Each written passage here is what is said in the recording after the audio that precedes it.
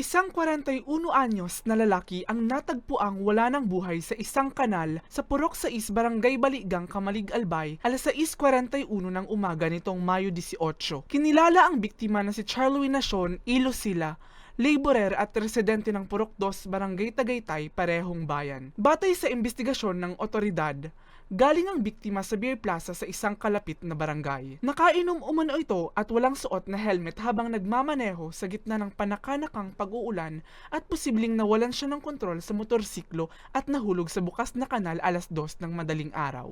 Base din dito sa mga pagre-restorya, 2 AM pa pala siya naglarga dito sa ano yan, Barangay Taladeng, Antidesperasyon sa tong May 17, parang nakiring inuman, nakiugma dito. Tapos 2 AM siya naglarga, ning May 18, nung na-aksidente siya, wala na hariparo.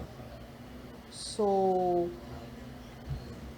kung ayugid na hariparo, pwedeng na-save pa man subay niya. Pero since, time, 2 AM and 6:41, parang alaba niya to. So, lifeless na so lalaki. Kaugnay nito, muling nagbabala ang otoridad sa mga motorista na magsuot ng helmet at huwag magmaneho ng nakainom, lalo na kung umuulan.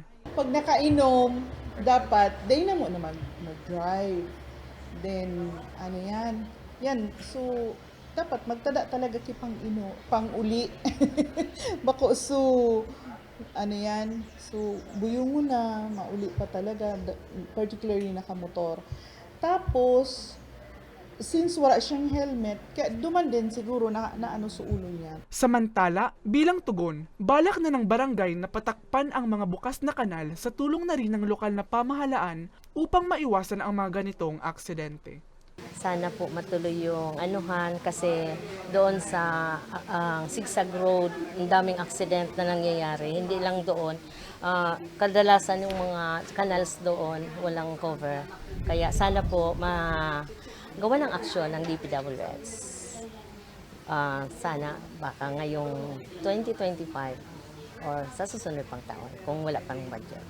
Nakaburol na ang biktima sa kanilang lugar. Para sa mga balitang Tatak Bicol, Mel Moral.